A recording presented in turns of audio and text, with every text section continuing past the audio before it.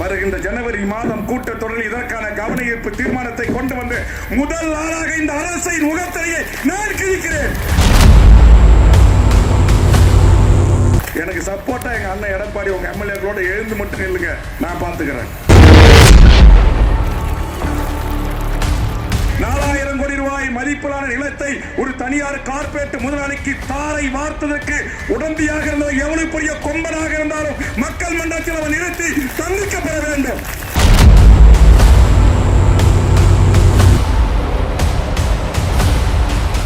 ஜாகிர் அம்மா பாளையம் என்று சொல்லக்கூடிய இந்த பகுதியில் 100 ஏக்கரை நீங்க ஏஎல்சி நிறுவனம் அவருக்கு கொடுக்குறீங்க. நீங்க வெறும் 201 ரூபா ரேட் பிக்ஸ் பண்ணி மாவட்ட ஆட்சித்தலைவர் டிஓ மூலியமா வாங்கி நீங்க அதை 1500 ரூபாயிலிருந்து 2000 ரூபாய் வரைக்கும் சதுரடிக்கு ஏனைய சாயப்பட்ட முதலாளிகளுக்கு கொடுப்பதாக ஒரு தகவல் ரெக்கார்ட் பிரகாரம். ஆனா ரெக்கார்டு இல்லாம நீங்க இந்த சந்தை மதிப்பு விலையை விட இங்க பொது மதிப்பு விலை இருக்குல்ல, அதற்கான தொகையை நீங்க அவர்களிடத்தில் வாங்கி லாபம் பார்த்து இருக்கிறீங்க. மாண்புமிகு முதலமைச்சர் அவர்களே, இங்கே கூட நான் வந்தேன். எனது அருமை பத்திரிகை ஊடக நண்பர்கள் இங்கு இருக்கிறார்கள். மனச்சாட்சியோடு வேலை செய்யக்கூடியவர்களும் ஒரு சில பத்திரிகையில் இருக்கிறார்கள். இன்னைக்கு சந்தை மதிப்பு இவ்வளவு தொகை போகின்ற போது இந்த மனச்சாட்சி உள்ள பத்திரிகை நண்பர்கள் இதை நாடு முழுக்க இது மிகப்பெரிய ஒரு பிளாஷ் நியூஸாக, பிரேக்கிங் நியூஸாக வெளியிடாதது இந்த ஊடக தர்மமா? இது இவ்வளவு நாளா போராடி இருக்காங்க, இதை மாநில செய்தியாக மாற்றவில்லை பல பத்திரிகை ஊடக நண்பர்கள். அரசுக்கு சொந்தமான எங்கள் நிலத்தை 4000 கோடி ரூபாய் மதிப்பிலான நிலத்தை ஒரு தனியார் கார்பரேட் முதலாளிக்கு தாரை வார்த்ததற்கு உடந்தையாக இருந்தவர் எவ்வளவு பெரிய கொம்பனாக இருந்தாலும் மக்கள் மன்றத்தில் அவர் நிறுத்தி தண்டிக்கப்பட வேண்டும். கண்டிப்பாக முதலமைச்சரே, உங்களுடைய கவனத்துக்கு இது வந்திருக்காது.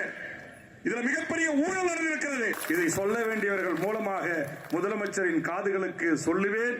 நானே சட்டமன்றம் கூடுகின்ற போது அவரை சந்தித்து எடுத்து சொல்லி நிச்சயமாக இந்த திட்டத்தை அடியோடு ரத்து செய்து கண்ணு முன்னால நாங்க இங்க குடம் வச்சுட்டு உட்கார்ந்துருக்காங்களே என் தாய்மார்கள் அள்ளி குடித்து குளித்து கொண்டாடிய தூய தண்ணி 100% மட்டுமே டிடிஎஸ் அளவு கொண்ட மிக மிக மிக சுத்தமான அந்த நீர் நிறைந்த அந்த ஏரி தற்போது பயன்பாட்டில் இருந்து கூட 7.30 ஏக்கர் என்று சொல்லுகிறார்கள். இங்கே நம்முடைய விவசாய சங்கத்துடைய பிரதிகள் 17 ஏக்கர் என்று சொன்னார்கள். ஆக 17 ஏக்கர் ஏரிய நீங்க அங்க இருக்கிற மேக்னசைட் வெட்டி எடுக்கப்பட்ட மீதம் இருக்கிற அந்த துகள்களையும் மண்ணையும் கொண்டு அதை நிரப்புகிறீர்களே இயந்திர லாரிகளை வைத்து. இதை மாவட்ட ஆட்சித்தலைவர், மாவட்ட வருவாய் அலுவலகம், கோட்ட ஆட்சியர்களும் சம்பந்தப்பட்ட கனிம வளத்துறை அதிகாரிகளும் மாசு கட்டுப்பாட்டுத்துறை அதிகாரிகளும் நீங்கள் கண்ணிருந்தும் குருடர்களாக காதிருந்தும் செவிடர்களாக இந்த மண்ணின் மக்கள் வரி பணத்தில் சம்பளம் பெற்றுக்கொண்டு வாழ்கின்றீர்களே, உங்களுக்கு அசிங்கமா இல்ல? அசிங்கமா இல்ல? சொல்லுங்க. இதெல்லாம் யாருமே கேட்கறதுக்கு நாட்டில் ஆளே இல்லையா? நான் கேட்கிறேன், இந்த மண்ணின் பூர்வீகுடி மண்ணின் மக்களின் விவசாயி, நானும் ஒரு விவசாயி என்று சட்டமன்றத்தில் கர்ச்சிக்கிறேன் அருமையான எடப்பாடியார் அவர்களே, இந்த அநியாய அக்கிரம நிகழ்ச்சிக்கு துணை போக கூடாது. இத்தனை நாட்களாக உங்கள் உறவுகள், உங்கள் மண்ணின் மைந்தர்கள், பூர்வீகுடி தமிழர்கள் இந்த மண்ணில் போராடி கொண்டிருக்கிறார்கள். உங்களிடத்திலிருந்து வந்து இதற்கான எதிர்ப்பறிக்கை ஏன் வரவில்லை? ஏன் வரவில்லை? திமுக அண்ணா திமுக மக்களுக்கு எந்த பாதிப்பு வந்தாலும் கவலை இல்லை. உங்க ஆட்சியில் நீங்க பலனடைவீங்க, இவங்க ஆட்சியில் இவங்க குடும்பம் பலனடையுமா? இதற்கு இங்க விவசாயிகளும் பொதுமக்களும் நாங்கள் செத்து மடிய வேண்டுமா என்று என் தாய்மார்களின் கேள்வியில் நியாயம் இருக்கிறது.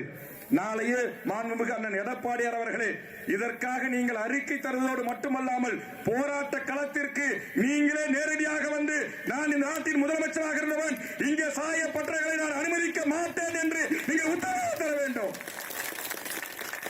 நீங்க கொடுங்க. சட்டமன்ற கூட்டணி கட்சி தான், அவங்க சின்னத்தை தான் நீங்க ஜெயிச்சிருக்க. வருகின்ற ஜனவரி மாதம் கூட்டத்தொடரில் இதற்கான கவன ஈர்ப்பு தீர்மானத்தை கொண்டு வந்து முதல் ஆளாக இந்த அரசின் முகத்திரையை நான் கிழிக்கிறேன். நான் கேள்வி எழுப்புறேன். எனக்கு சப்போர்ட்டா எங்க அண்ணன் எடப்பாடி உங்க எம்எல்ஏக்களோட எழுந்து மட்டும் நில்லுங்க, நான் பாத்துக்கிறேன்.